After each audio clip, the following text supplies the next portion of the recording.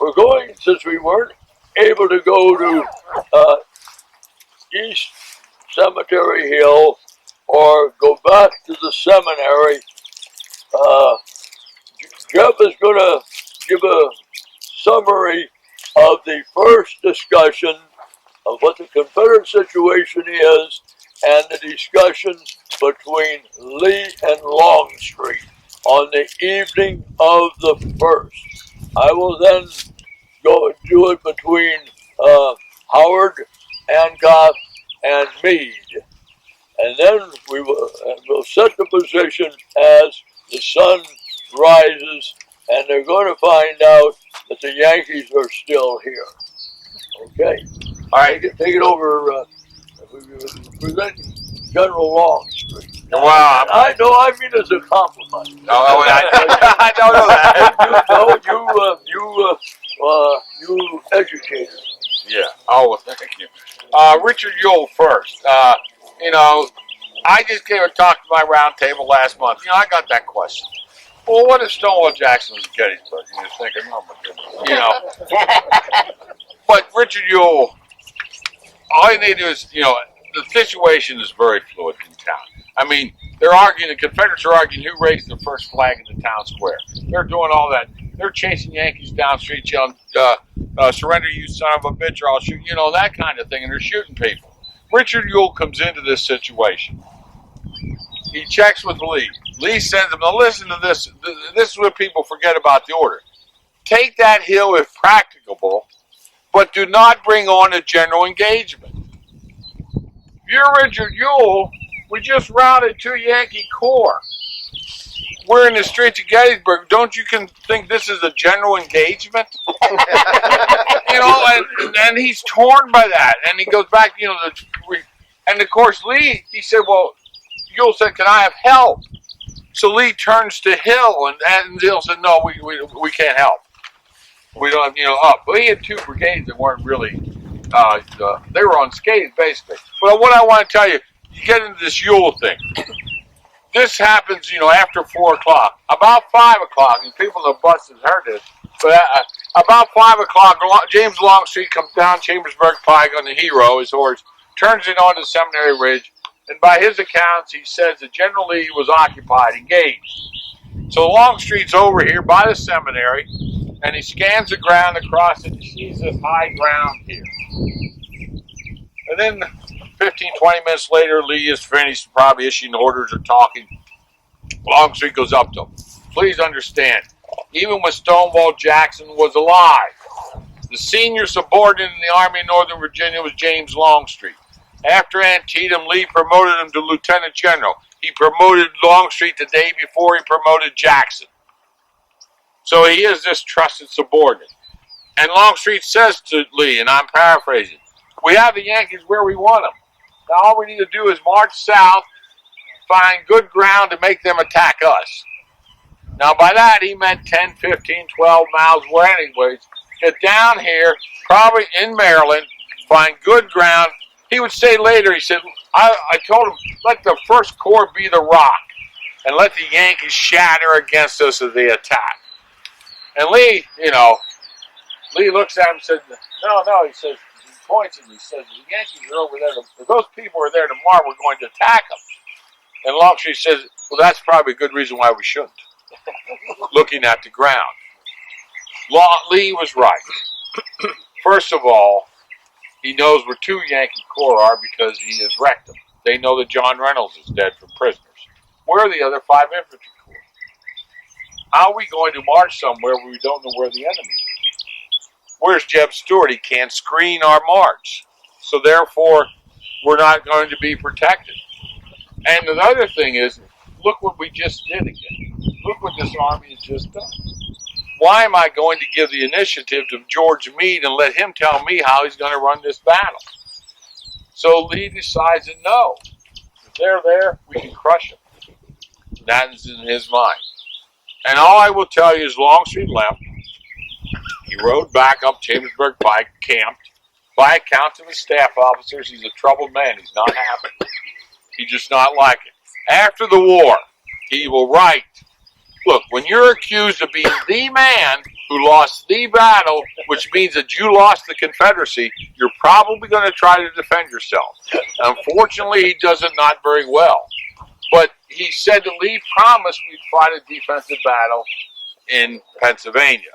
Lee, in a post-war interview, would use the word, when he heard this, he would use the word as absurd. He never, how could he? But there was an understanding, and we know that from other people besides Longstreet, that if they can, they're going to maneuver the Federal Army into attacking. So James Longstreet went to sleep that night, what little sleep he got, being a very troubled man, because he simply did not like the look of this ground and what they're going to have to do. Okay. All right, back to East Cemetery Hill. Hancock arrives about 4:30 or 5 o'clock, and the Union Army is in horrible shape. They have been routed. They've lost almost 5,000 prisoners, and Howard and Hancock has been sent up to evaluate, because Meade has to follow up on those two messages he had received almost simultaneously. One from Reynolds saying this is a place to fight a battle, and the one from Howard that says Reynolds is dead, and adding that phrase that Doubleday will quote again and again in books afterwards, that the First Corps has planted the first shot. Meade will assure Hancock, you represent me, and I have authority to not, I have authority to replace people. You're not, and when you get there, you are going to make the decision whether we're going, as to whether Gettysburg is a place to fight or not. So there's going to be rather two touchy egos there. And I think in every way of personality and their life before, after, there, I could see Hancock and me and Howard would have very distinctly different characters. Hancock is definitely an alpha character, very overbearing fellow, man with a great deal of self-confidence. And when they get there, they're going to be discussing the situation, and Hancock will be assuming he's in charge. Howard will fall back on lineal rank without knowing that Meade has authority from the War Department to not observe that lineal rank, which means that Hancock is really in charge. Hancock swallows his ego somewhat, and he'll describe why we should fight there, and Howard can make the decision we stay here. He'll first send a message to Meade, telling them that they've decided to stay here and fight a battle. This is the ideal place to fight a battle. Then Hancock rides back to Taneytown and meets with Meade. Now, Meade, when he receives a message from Hancock, both the written one confirmed by the verbal discussion, he makes the decision he's going to concentrate his army here. So the Union have been, the two routed corps have been joined by Slocum's 12th Corps. When Slocum goes into position, he occupies the low ground in Spangler's Meadow, but he has one division, John Urey's division, another Alpha Parson, is going to be put, make a wonderful linebacker for a football team if you don't have a very good one. He's mean, and he has a big ego. So he is going to take position on Little Round Top. He's up there and will be there till around 7 or 7:20 in the morning of the 2nd. Hancock will put his corps into motion on the night, and he will halt near where the bypass of the Emmitsburg Road, of the Tawnytown Road, goes under the bypass, and he halts there on the along about 2 o'clock in the morning on the second day of July. But early on the morning of the second day of July, he will move his men up and take position in the area immediately opposite us, with his left flank, the reserve division of his corps camped in the area of the Pennsylvania Monument. See, the Pennsylvania Monument is going to be very important when we talk about Lee's plan. Longstreet's going to do. That's where the left flank of Hancock is going to rise.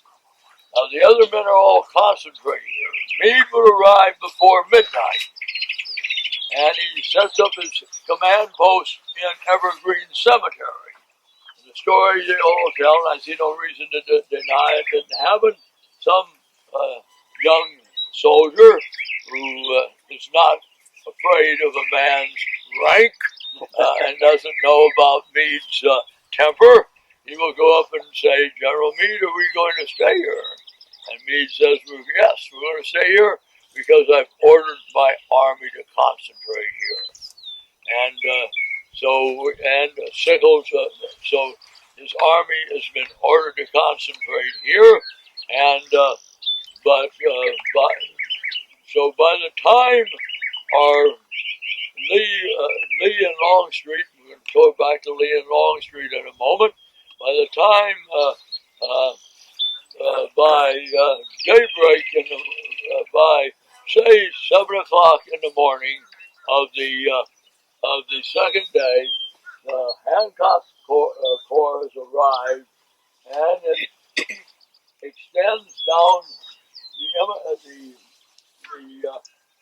Cemetery Ridge to the area of the Pennsylvania Monument. Easy to recognize. That's why I bring it here. There's a Pennsylvania Monument with winged victory.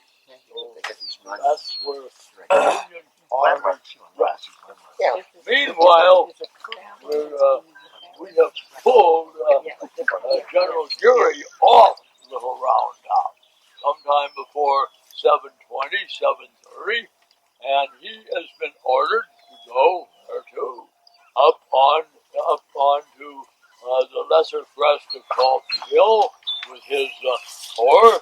So the 12th Corps, which has not been in any fighting, is now anchored with its right near the crest of near where the observation tower is on Colton Hill, extending down in the Spangler's Meadow.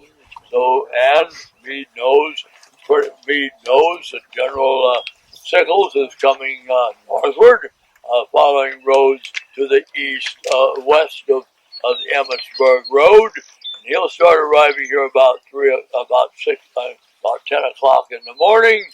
We know he knows that his old 5th Corps under tardy George Sykes, who will not be tardy this day, is coming in on the Hanover Road from there, and he knows way back, considerable distance away, is coming Sedgwick. So he knows all his infantry army men are where they're going, and it's now time to turn to General Lee and General Hancock, General Longstreet, and they're going to have to do a reconnaissance. I better say first, since I'm the Yankee, the Union cavalry, Hubert's cavalry, has been pulled over and is guarding the Union extreme left, Hubert's division, the 2 brigades, and they're in the area of where today's Pitzer's Woods are. But they will leave here because they're going to be sent to Westminster to draw ammunition and supplies, so there'll be no Union cavalry in that area after a certain time, which will play into what I'm undoubtedly assuming we're going to hear from General Lee and General Longstreet. What was the rationale for pulling the troops off of Little Round Top? I mean, and given the prominence of the importance of that position. Well, he knew that Sickles is arriving. Is going to arrive in the area around 9. You arrive. The last division to arrive will be Humphreys, and he'll arrive around 10 o'clock. And they were going to take that. It was a screw up.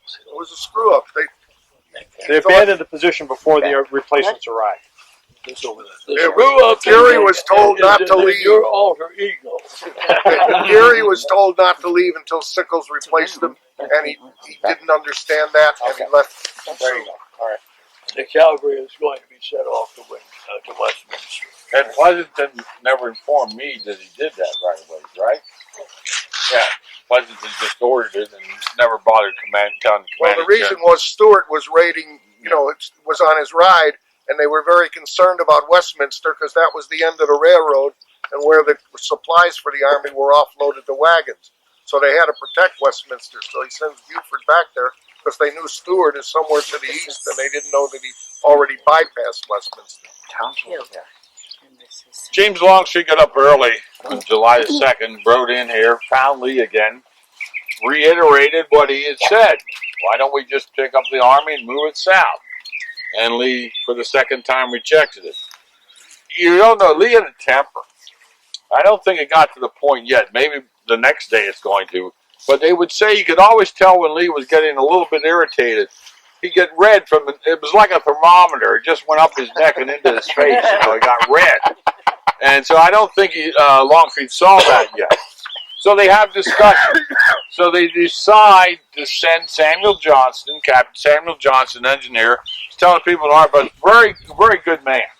In the post-war controversy, Johnston's letters are the Virginia Historical Society. He wanted nothing to do with it. He said Longstreet treated me very well. He said I'm out of this. Longstreet sends along Major John Clark of his staff, engineer. Now, where did he go? It's one of the continued controversies of this battle. Ed will verify for me, his very good friend and a friend of mine, Dean Schultz, which you may or may not know or may meet on this trip yet, showed me an old map on the Millerstown Road behind us, down here. At one time, there's a farm lane that angled off. It's basically in the fields east of the Eisenhower farm. Okay, you know where you go into the Eisenhower farm? It's just up those fields. It angled across, went over the Emmitsburg Road, right by the Bushman farm, and headed towards Bushman's Hill, where the South Cavalry battlefield area is. Is it altogether possible that Johnston and Clark, in the darkness, coming down behind us here, hit that road, that farm lane, took it, and ended up in Bushman's Hill? Now, if he got a little Round Top when he said he did, how in the world did he not know Geary was around, even if Geary had been pulled off? But that's what he said. He came back. He reported, I think he saw 3 Union cavalrymen. They avoided them, rode back. Now look, Johnson stays with Lee. He's very, very capable. But in the darkness and all that, you wonder about this. What happens, of course, is that Lee will plan an attack based upon faulty information. Now, from what Lee gathered, and I don't know how well he saw this, but there's some indication. See the White House down there? That's the David Klingel farm. He believed somewhere, east of that, in that area, which would be south of the Pennsylvania Monument, but that's where the left flank of the Army of Potomac ended. So, in other words, there it is hanging again. It's Chancellorsville, if you will. So, Lee, Longstreet, McLaws comes up, Hood comes up. They discuss it. They get out a map. And if you will, if this is the Emmitsburg Road like this, Lee said we will attack up the road. McLaws, Hood. Longstreet said, no, General. I think we should attack this way, across the Emmitsburg Road, not up it. Lee said, no, we are going to attack up that road based upon the belief that that's where the Federal flank was open. Now, does he order Longstreet to begin the march? No, there's an understanding that you are going to take your 2 divisions, you're going to strike the Federal flank. But Lee had been, the night before, over to see Richard Ewell. Lee he talked about moving the 2nd Corps back through the town. extensive line along here. Ewell said, no, General, I don't think that's good. It's bad for morale. We captured the town. The men, So Lee said, okay, stay where you are. He goes back over about 9 o'clock for to talk to Ewell. Early's there and that. Meanwhile, Porter Alexander arrives with his artillery battalion. Now, why, you hear so much about Alexander, we hear about it tomorrow. He's not the commander of the 1st Corps Artillery, but he's the guy Longstreet always turns to for tactical control of his cannon. He's smart as a whip, and he probably has a mind close to Lee's in the battlefield in the Army, and that's who he turns to. So Alexander is ordered, what Longstreet explains to him, he is going to begin the artillery and their march down that way, and I'll probably show you where they believe he turned off when we get to the rise in that. So he's going to, Lee comes back about 11 o'clock, orders Longstreet to begin the march. Longstreet said, look, I don't have Pickett's division. I at least need Law's brigade. They're in the way from New Guilford. So somewhere between 11 and 12 in that neighborhood, Law arrives and the march begins. So that's a certain. There's a lot of controversy around it. McLaws wanted to go out and reconnoiter. Longstreet said, no, you're not doing that. He's not in a good mood. Moxley Sorrell, as chief of staff, said I forget the word off the top of my head, but basically he's not in a good mood. He doesn't like anything about this. He does not want to attack the Federals. He thinks that they should fight a defensive battle. But Lee says otherwise, so he's going to obey. He drags his feet somewhat, but this misnomer that and they can tell you the examples of it. Once this march begins, it's conducted very well. Remember, we're talking about 14,500 men in the 2 divisions. One other thing to notice there is that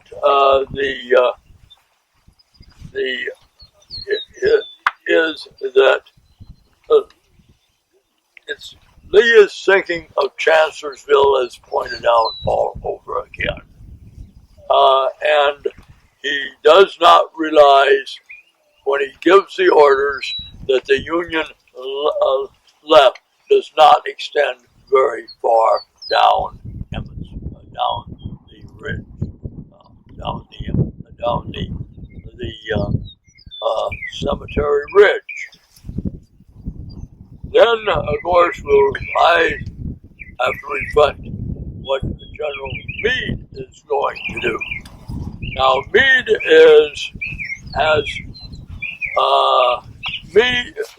has a problem. Well, I want to make one more other comment. Go back to Fredericksburg. At Fredericksburg, what does Longstreet say when he's up on Willis Hill? He says, if the Union Army will continue to attack the way they are, I will kill every man in the Union Army. What does Lee see? He's seeing the advance as they come out of town. He's seeing from Lee's Hill. He's not seeing what Longstreet is really doing to those Yankees. And what is his remark? When you always talk about Fredericksburg, it is good that war is so terrible because we would grow too fond of it. You see, the 2 men are having different views of what is happening at before the stone wall. One is, if the Yankees keep doing it, Longstreet will kill every man in the army. And what does Lee think? He's thinking of the glory of war. If we won a great victory there, we'll become too fond of it. Now, General Meade is going to, if you don't like a person, you're going to have to deal with him personally. Meade does not like Sickles. He detests him. He finds out, just like Mary Abro, she finds out he believes in his mind, just like Mary does about O.J. Simpson. He got away with murder. Not only is he a politician, but he has used the system defeat murder. Now, Sickles had been very close to General Hooker. Butterfield had been close to both of them, and Meade had made this big mistake when he gets two declinations to be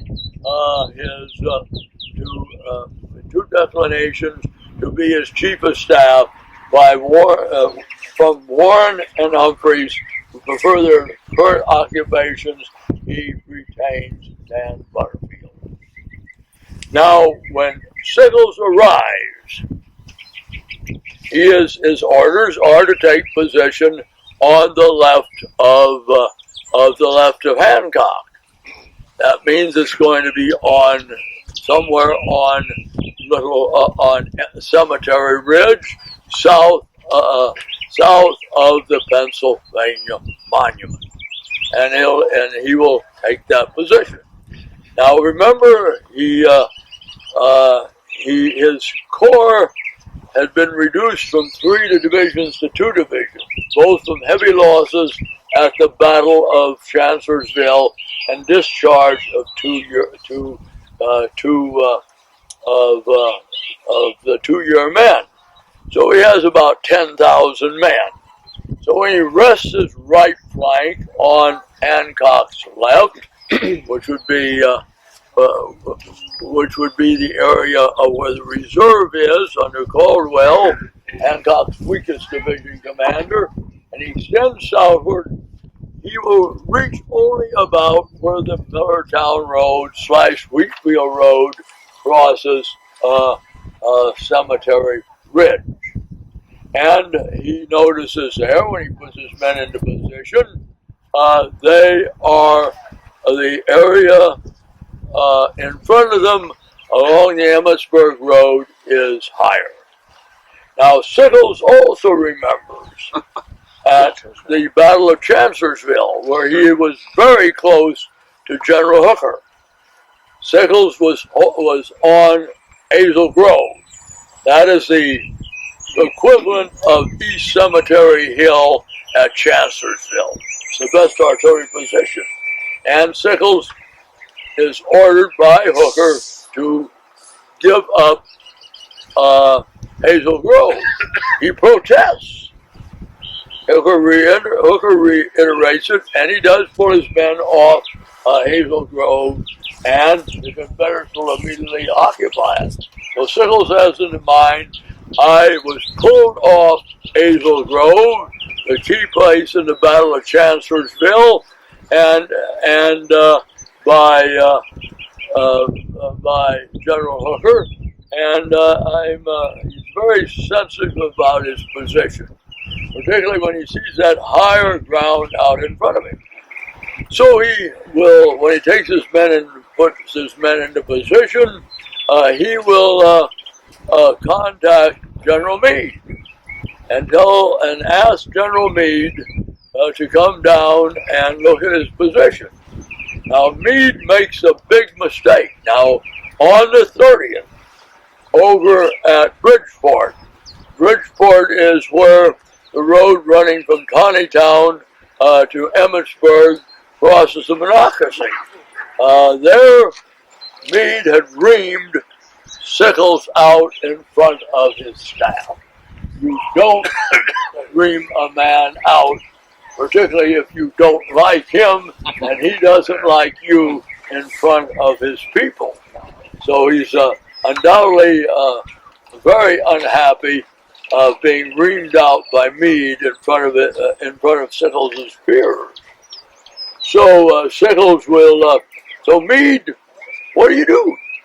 You don't like him morally. You don't have respect him as a soldier.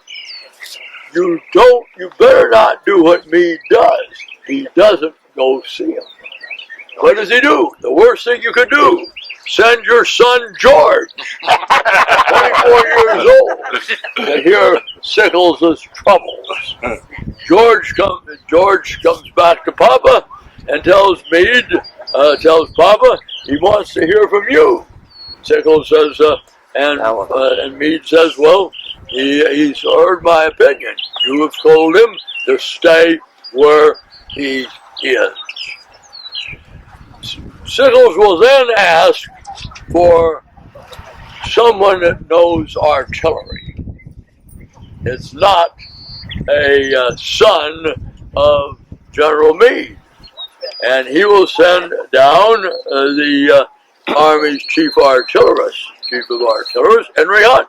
Not only the best artillerist on this field, but probably the best artillerist in the Western Hemisphere, and arguably the best artillerist than any of those countries in Europe have. And they go down and they ride out to the peach orchard. And Sickles will say, is this a good position? And Hunt will say, yes, it's a good artillery position. Can I move my corps up here? And Hunt will say, I don't have that authority. I simply said that it was a good artillery position. And he goes back. So the afternoon, we get into the early afternoon. Now you've got, you're going to have Hiram Berdan. Hiram Berdan had a good idea. He's one of the best marksmen in the world, but he's a famous coward. Now, if you're leading an elite unit, you better be braver than any man in an elite unit, because they soon know you're a coward. And Berdan is never out in front. He's also a crony of Sickles, and about 2 or 3 o'clock, 2 o'clock in the afternoon, Wilcox's brigade is extending the right flank of 3rd Corps further south. And he enters Pitcher's Woods, and he runs into Berdan's sharpshooters. And Berdan's sharpshooters aren't doing very good. Berdan isn't with him. They're probably better off without him with them. And they're going to ask for help. So they're going to send the 3rd Maine to help them. But Wilcox is out of Evans. And this is one of these brigades that would make the Stonewall Brigade look like, quoting Vince Lombardi, something out of the Little Sisters from the Poor. And they are manhandling. And Sickles gets concerned. And at that time, he's probably going to say, screw the goddamn serpent turtle. The decision is made. And he's going to be up there. And the only other man that's going to be a surprise with General Meade where Sickles is Lafayette McLaws and James Longman. And that's what we're going to find out on this march we're going to do. Any questions before one of the biggest mistakes that not too many of the authors bother to pay attention to that Lee makes on this battlefield. He sends Johnston out to do the reconnaissance. He's decided to attack up the Emmitsburg Road against the Union left, and he proceeds to not put anybody out there to watch the situation until Longstreet can get there. Johnston does not leave anybody out there. When Johnston reports, Lee does not send anybody back there to watch to see if the Union Army moves or gets further reinforcements along its left flank, so that when Longstreet, McLaws get out there, they find the situation changed when they should have had somebody out there to watch it, and they didn't. Was that Lee's contempt for the Union Army, given that he didn't believe they would be smart enough to do something? Now, the best map, I'll let him address that. The best map they have are the vanity maps here. And the Confederates are taking the vanity maps. They come in and cut it off your wall. The vanity maps don't show contour lines. They simply show hatchers. But they don't show contour lines.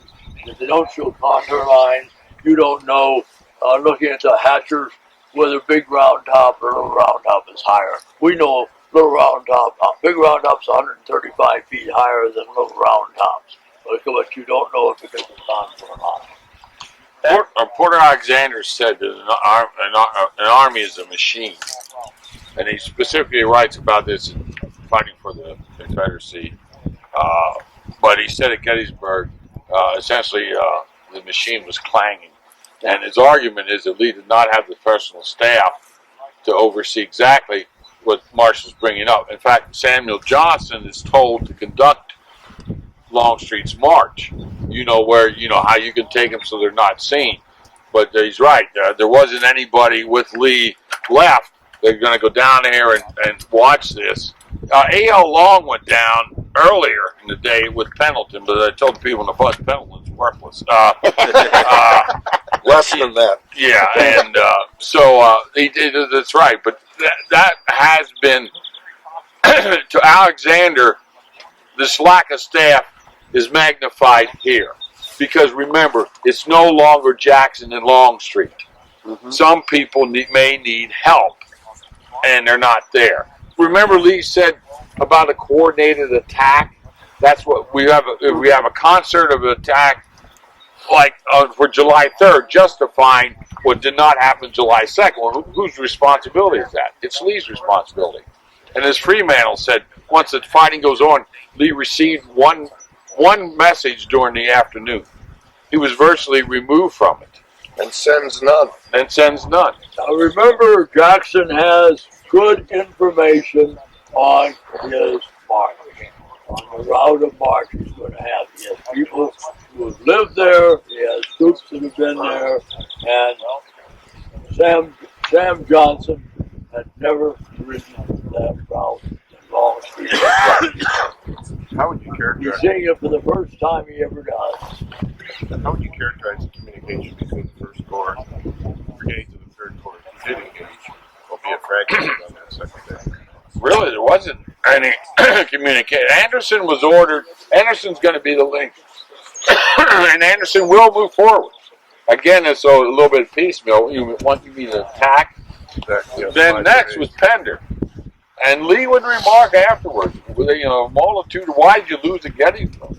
And he said one of the reasons he attributed it to was the fact that Dorsey Pender was seriously wounded at the time when he was ready. Dorsey Pender was a rising star. Now, he's a A.P. Hill's protege. I mean, he and Hill are extremely close, and that's why he got the division. But deservedly got the division. But but where's Hill? We talk, where's Hill? Why did, Why is there no communication? Lee maintains his headquarters very close to Hill. Lee never calls the three corps commanders together. It's like Muhammad going to the mountain. Lee, after giving Longstreet permission to await the arrival of Law, where does Lee go? He goes over and meets with Ewell. And it's going to be gone at least 2.5 hours before he comes back. Knowing that Hill is having serious plumbing trouble. he should have. You can have all these scenarios, and it's going to back to Ewell, to Lee. He should have probably. You can say, why doesn't he have Anderson report to Longstreet? He doesn't. Where does it break down? It breaks down when Posey advances a brigade for 1.5 regiments beyond the Bliss barn and house. The rest of Posey's men don't go beyond them. Mahone stays back here. And you can better the gods of battle against him. When Pender goes forward, he gets wounded, and no one takes charge. But they've got Hancock has so weakened the Union center that the Confederates could have probably easily broken through that. And it's pretty good. People agree that Wright reached the Cemetery Hill. Right about where that obelisk is, the United States is straight out there. A little louder. Right up, right, probably. No one south of the clump. No one comes up on his left. That's where Pender was coming. And Hancock is going to be grabbing everybody he can, shoving in there. You got to remember Lee's theory of battle, that the commanding general does not do the tactical coordination of the battle. the commanding general does the strategic planning, and the tactical command is left to his subordinates. And that's exactly what happened here. Lee leaves everything to the corps commanders, but the line, the Confederate line, is 7 miles long, and it's an arc. So how can there possibly be communication between the left and right flanks when it's 7 miles long, and in the middle of the arc is the Union Army? So coordination was a joke. Hey Ed, what is Lee saying to A.P. Hill at this time in the morning? What is he? Is he communicates with you on Long you Street? can find no record of any conversation between them. So I think he probably told him that you have your corps ready to advance, Yeah. as the attack has moved forward. And that's what I think. But he There's no written doesn't message. coordinate his corps. He doesn't use written message.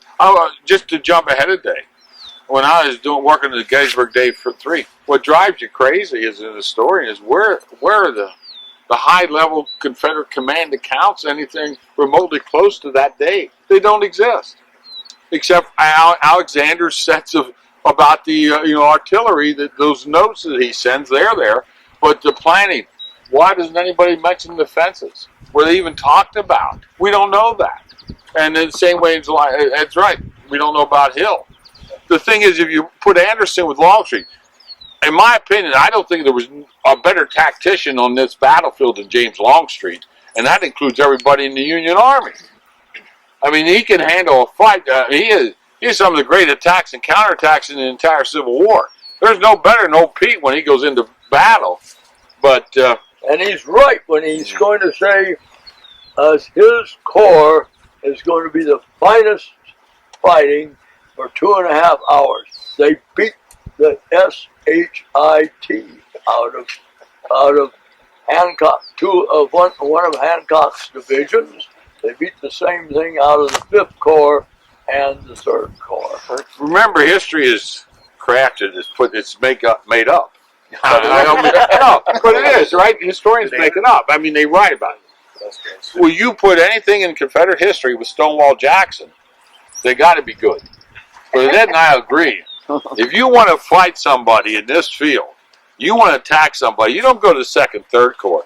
You go to Georgians, South Carolinians, Texans, and Alabamians. If I had a choice, those are the boys that are going to hit that line because they're the best in the Army. Now, don't get me wrong, there's the Louisianans, as Ed talked about, other ones.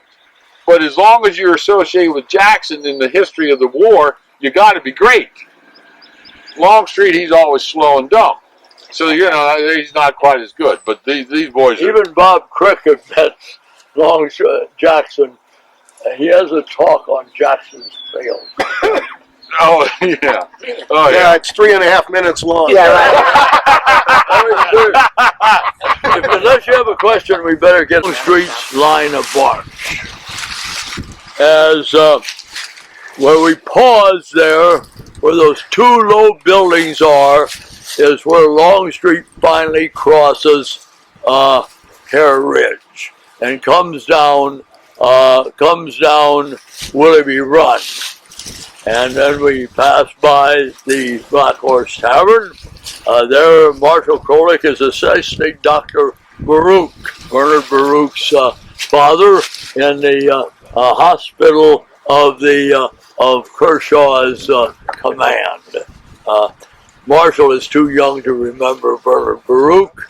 To my age, you can remember him. Much more. He was alive into the early New Deal, but he was very important in WW1. His son was. All right. He was so. General Sickles, on learning that Confederates are in the Pitzer's Woods. This is not Longstreet. This is Wilcox's people, and Wilcox's people will beat up on 1st Berdan sharpshooters, and then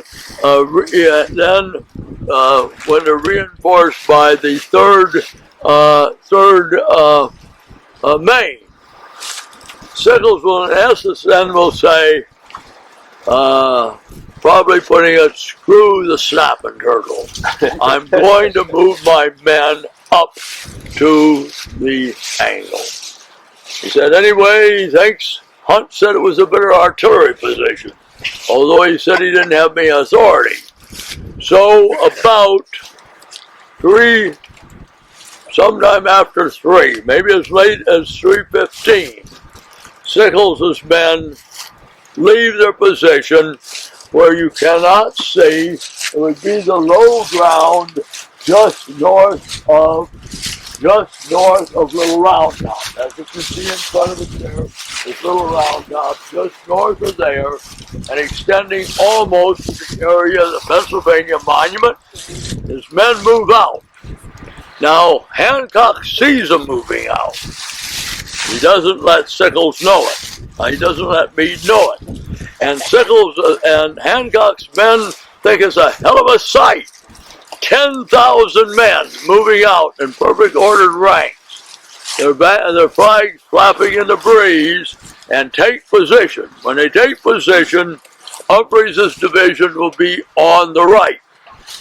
Their right flank will be anchored on the Rogers House, where you have that white picket fence. But they're out in front of Hancock's people. There's a gap of a quarter of a mile between Hancock's left and Sickles' right. So Humphreys' men will be deployed along the Emmitsburg Road to the area at the Winters and Kirby's Beach Orchard, which you can see there, that high ground. Then Birney, David Birney, the abolitionist son, who does not like Meade any better than General Sickles does. He will deploy his brigade, one brigade, commanded by Graham, 6th Pennsylvania Regiment, will be at the angle where we can see those cars. Then the left flank will be anchored at the Devil's Den. The Devil's Den would be between us and Big Round Top. That's Little Round Top. Get a good view of Little Round Top. That's going to be held by Hobart Ward's brigade. And holding the ground between Hobart Ward's right and Graham's left will be Detrobian's brigade. Now, he's a guy like these ladies would all want to marry. I could just see my friend, a couple of my friends here lashing on to Detrobian, because he's a real French member of nobility. And they like, wealthy American women like to marry members of French nobility. Detrobian is one of those. And he has to cover that wide gap between Ward. So we've moved up there, and we're in position there. Meade Meade cannot be that much in the dark that he doesn't know this is taking place. Because Meade is going to call a staff meeting. And Sickles will show up late at the staff meeting. And then Meade will then learn the terrible truth. And Sickles will say, shall I withdraw my corps to where they are? And Meade will say, the enemy won't let you. And Sickles is probably going to be very delighted when the Confederate artillery opens fire. Because he can hasten on and rejoin his command and won't have to have the snapping turtle chew on him anymore. The snapping turtle will come down here, but they won't do any conversing. So we'll turn it now over to the other man that's going to be equally surprised, is General Meade. I do not know who my friend Jeffrey is going to be, whether he's going to be General Longstreet, General McLaws, or one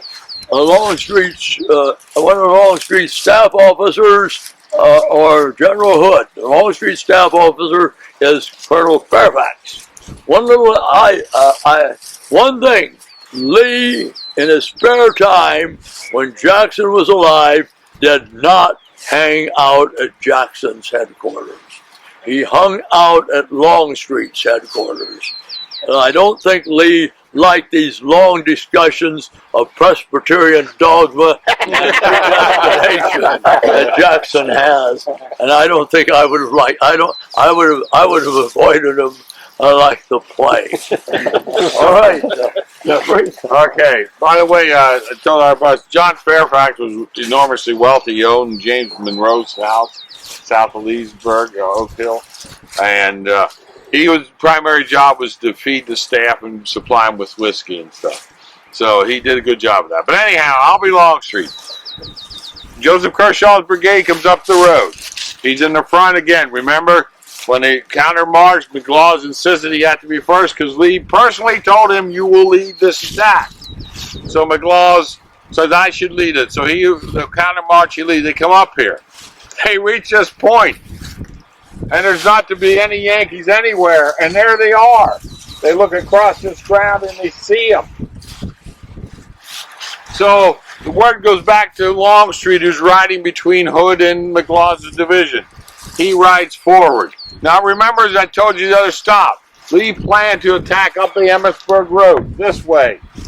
Think about it, though, for a second, on his intelligence. Had the Sickles stayed back there, and McLaws would have come down here, formed across in these fields here on the other side of the road, by the Rose Farm and that, say, and attacked up that road, he would have opened up his flank, right?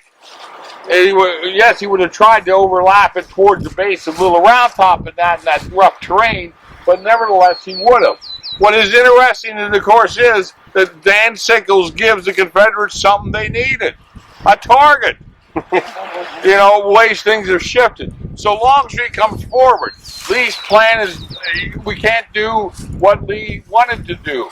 We're going to do now what Longstreet argued that they should do, not based upon the fact that there were any Federals there anyways. So they foul off. Kershaw's brigade will go down here, along this section. Behind them, Paul Semmes's Georgians. Kershaw's are South Carolinians. To the north, William Barksdale's Mississippians are going to turn, and they're going to foul basically up that way. Behind them would be William Warford's Georgians. Hood's men are going to foul down behind, and they're going to head down. I assume that's where we're going next, right, Ed? Yeah, after the restroom stop. No, after the restroom stop, right? It's going to be where we're going to be Hood. Yes. So they're going to march down, and they're going to foul down. And what they do the same thing that McLaws do. They stack the brigades.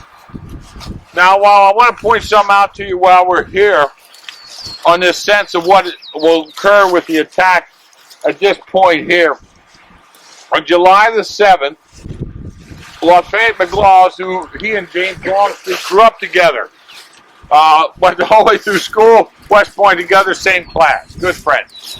He writes a letter to his wife saying, General Longstreet is a humbug. He interferes with my division. I think Robert Crick has it framed on his wall and points to it all the time and reminds us in the restroom of it. Okay. The point being, you read that, you say, no, wait a minute, why? Well, in doing my research, what I found out was, in a post-war letter to Longstreet to McLaws, it's either a Duke or Emory, I don't know which anymore, Longstreet writes to him and says, General McLaws, after Chancellorsville, General Lee was not pleased with your performance, and he was going to ship you to South Carolina. He was going to make a trade, you for troops. Well, they didn't. The commander down there said, no, I think it was Beauregard. No, I don't really want them, in that sense, and I don't want to give up troops. So he told me that I am personally responsible for the conduct of your division once we get into a battle in Pennsylvania. And the only reason I'm saying this is, as these brigades are going to be lined up here, remember, Hood's going to begin the attack. Longstreet is going to interfere with McLaws' division. He is the one who's going to send the brigades in when they go in, not McLaws. So I can see McLaws' anger and fury 5 days later over, this isn't what James Longstreet did before. He never interfered with my division in a situation like this, and that's all he sees. So I wanted to at least let you know that as once these brigades will start going forward. Because he's not going to go into Barksdale at about 5:30, right, Ed? It's about 5:30. And he's chafing. He wants to get at him, and Longstreet's the one that says, no, no, no, you wait. So that's part of this controversy here, but that's what, at least I think it's credible, because that was unusual conduct for Longstreet on a battlefield. He usually left it up to his subordinates. You're going into attack, okay, you direct your attack and you do what we told you to do. That's it. Any questions? What about the an echelon attack orders? Is that here? Well, they're going to end up going in an echelon in that sense, because Hood's going to step out first, and all four of his brigades are going to step out, and then Longstreet's going to wait. Longstreet would write, and in a number of the situations, what Longstreet believed, when you're going to attack somebody, you hit them, and you hit them. So what he's going to do here, he's going to hit him with Hood. Then he's going to hit him with Kershaw and Semmes. And then he's going to hit him with Barksdale and Wolfe. That's how you do it. So in a sense, is it an echelon attack? Yes. Is it written down, prescribed, and say, no, this is what, no. But this is what Longstreet, and he would write, Chickamauga is another example. Second Manassas, one of the greatest counterattacks in the entire war. He almost wrecked the Army of Virginia in that field that day with his counterattack. And he would write about this and how he wanted to do it. And he would do this here in this July 2nd attack. So there was not a change. Well, Anderson was supposed to move forward once Longstreet's left But wing. Longstreet doesn't have control of it. No, he doesn't. And Anderson's a capable man, but all accounts are he's just a little slow. Whatever he does, he just takes his time doing it. The only example he didn't was in May the 7th and 8th, 1864 in Spotsylvania. He kept marching them.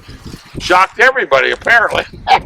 We'll pick it up when first Minnesota attacks Wilcox. Wilcox doesn't suffer fools gladly. No. And he's going to, and undoubtedly he's going to figure that Anderson is a fool. He's going to report, persevere, things will get better. That is not what Wilcox wants to hear. He's one of the, you probably know very little about him, but he's one of the most capable brigadier generals in the Army. Yeah. Cadmus Wilcox. All right, we're going to the restroom, and we're going to pick up. Our friend Jeff is going to have the hard job. Mine is going to be the easy job here. Because I'm only going to have to account for a very few Union troops. I'm going to account for up on Little Round Top, which is obvious where the monuments are, is Lemuel Norton and 20 Signal Corps people. On House Ridge, being that ridge we can see, you can train your, where you can see see that road that's going up House Ridge, see that paved road? On House Ridge is Hobart Ward's brigade is Hobart Ward's brigade of David Birney's division. You could only see 4 Union cannon from here. And that is the 4 Union cannon of the 4th New York Battery, which is going to be in the area, as you can see the road where it does that S, is where they are. In front of that is the triangular field. So that's all the people we have here. Now what Meade is going to do, when he learns the horrible truth that he hasn't checked very much, and not only he's not heard rumors of it, he'd have to be an idiot if he didn't know that Sickles had advanced. But he pretends like he doesn't. Orders Sickles to withdraw his command, and Meade's first thing to do is turn to his chief engineer, and I'm not going to make Marshal Krolik his chief engineer. We don't want Marshall to be a hero, and he's not a Jewish fellow. It's Governor K. Warren. And he's going to tell Governor K. Warren to leave the area of the area near the widow Leicester's house and take his young engineers and get his keister as fast as he can down to find out who is on Little Round Top. You can see Warren's statue on that rock there. You get down here, and Warren is going to come down here with his brother-in-law, not his brother-in-law at that time, the future builder of the Brooklyn Bridge. He's going to come down here with Randall McKenzie and other young engineers, and they're going to find out they are no Union soldiers except the Signal Corps people on Little Round Top. Meade himself is going to hasten off and contact either personally or by a senior officer with General George Sykes, who has succeeded him as command of the 5th Corps. Now, since when George was at West Point, since he was late all the time, his nom de guerre was Tardy George. This is going to be a good day for George, because he ain't going to be tardy. His men are camped, are posted in and around where Powers Hill is, and Rock Creek. He's going to tell Tardy George, get your people over there as fast as you can. And Tardy George will start his men off moving there. Tardy George has, in his division, has 3 divisions. And he's going to have, his first division he's going to start off is going to be a man that's the only good thing I can say about him, he graduated in the same class as General Lee did from West Point, General Barnes. He will never, after this battlefield, command troops in the field again. So you can gather he's not going to be very good. But he has one hell of a good brigade commander. And I hate to say it for Marshal Krolik's benefit, he's a lawyer. Strong Vincent, a Harvard man, who is as bad a martinet as the worst of the West Pointers. And he'll be moving off with that. But by that time, the Confederates are advancing. We're going to get General Hood over here, or you can be General Longstreet, or it can be a Vanderlaw, and he's going to come over here and tell you what the Confederates are doing, because they're going forward now, and there ain't no Confederates of any substantial strength up on Little Round Top at this moment. Okay. Hood's going to come in line here. Alabamians are going to be right along here. You can see by the monument up here. On the other side of them, as we first turned off of Emmitsburg Road and over Lima, that's the Texas Brigade. 1st, 4th, 5th, and 3rd, and then 3rd Arkansas. The Alabamians, you see in map 10, you can see them 4th, 47th, 48th, 15th, and 47th. Okay, Law's Brigade, as I said, marched here from New Guilford, 24 miles. This is a long day for them. It's going to get a lot longer. They're going to come up. But meanwhile, as they're forming, and Hood is going to stay near his old Texans. And he had sent out scouts by the comments, by the written material. They obviously had to have been mounted. They ran around Big Round Top, found no Yankees, came back, and they had to precede the Hood's division into place. It's the only way it makes sense. Hood sends a message, staff officer to Longstreet, who's probably up around the Millerstown Road in that area there, and he said, we can go around that big mountain. And so Longstreet sends one of his staff officers down and said, no, General Hood, we are going to attack. As soon as your men are in position, you're going to begin the attack. Hood replies that no, there's nobody up there. So Longstreet sends down John Fairfax. He talks to Hood. Fairfax comes back, and this is not what Longstreet wanted to hear. Fairfax says, I don't think that's a bad idea. So finally, what ends it all, and we believe, and Harry Fonts does too in his book, In the Second Day, is the most detailed account of this action in the second day. Evidently, Lee had ridden down Seminary Ridge to some point. And he must have said so, they were taught. But anyways, Finally, Longstreet sends back and says, General Lee has ordered this attack, and we are going forward with this attack now. So they'll step out, Alabamians first, and then the Texas Brigade. If you look at map 10, it doesn't really show you, but almost immediately, the Alabama brigades are going to shift in line, and the 15th and 47th are going to head towards Big Round Top. The 48th, the 4th, and 44th are going to head towards Devil's Den and the Slaughter Pen area. What happens then, they're going to be combined with the 4th and 5th Texas. Critical to this attack, and I pointed out on my bus, probably I did, the Bushman farm is behind us. They believe in that orchard on the south side of the barn is where Hood, within 20 minutes of the onset of the attack, is seriously wounded. John, I told you yesterday, Hood is as good as any division commander in this army. And his attack starts to come apart a little bit. It'll take 30 minutes for them to find Evander Law, who's the senior brigade commander, for him to take over the direction of the attack. But in all honesty, Law is going to have very little control over the assault that goes forward.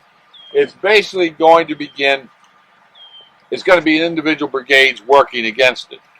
Almost immediately as they step out from the Wheatfield Road and from the battery up in Devil's Den, they are going to be hit by cannon fire.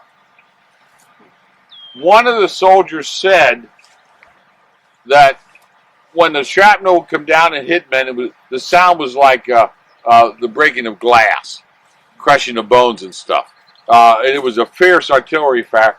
Alexander's battery is going to be battalion's going to be along the ridge there. They're going to counter battery fire. But folks, you know, before, as Ed said, with all these trees here, you didn't really understand the perspective in the sense of how they were being pounded by artillery fire. But they're getting pounded almost immediately as soon as they step out, and they're going to be hit by. And so that's why the big target is that battery there on above Devil's Den in front of them, and then along the Wheatfield Road where the other guns of the 3rd Corps are. So that's what's hitting them. But this attack, as you see, I mean, they just simply start to overlap, regiments overlap. They're supposed to stay connected. Benning's going to veer towards the Wheatfield, and then this is what happens. But nevertheless, they're coming, and they're going to pack a heck of a punch when they get there. But it's not this well-ordered lines in that the terrain contributes to it, the artillery fire contributes to it, and lack of overall direction is going to contribute to the way it goes. One other thing to add up, and that's what Jeff was pointing out. The Alabamans, when they line up, are going to have the 4th Alabama on the extreme left in contact with Jerome Robertson's brigade. On the 4th Alabama's right is going to be the 47th Alabama, which is a weak brigade numerically. My favorite one is Major Bolger. He's 55 years old. They have a young, good-looking, muscular man, Colonel Jackson, commanding him, somewhat like Marshal Crowley, and he is going to report himself ill, so Bolger will have to take him over.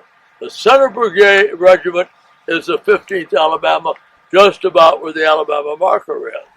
And on their right are the 44th and 48th Alabama.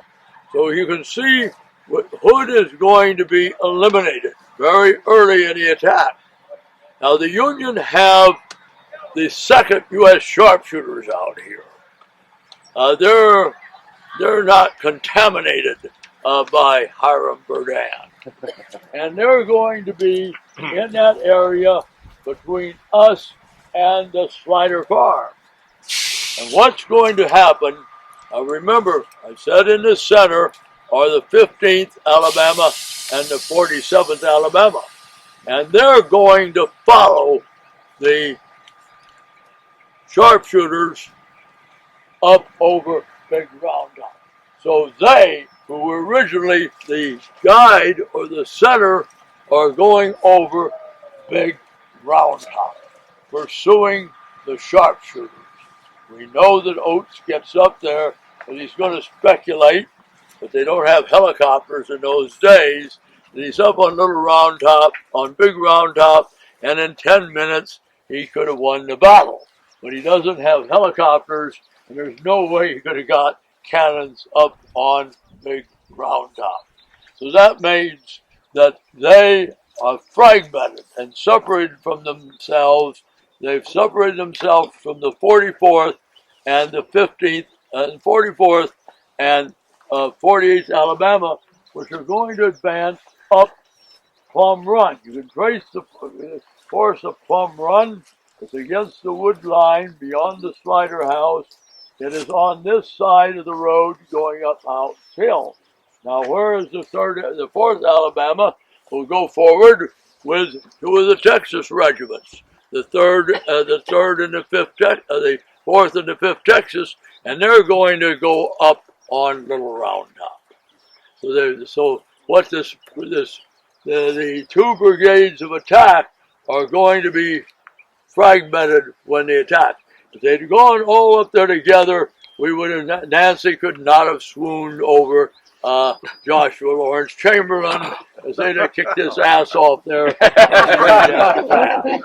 He's in love with a Confederate anyway. But the tree cover, now you can understand where everything is. You can see Warren's statue. You can see that obelisk where Stephen Weed is going to die. The obelisk up there. So we'll get back aboard the bus, and we'll at least get halfway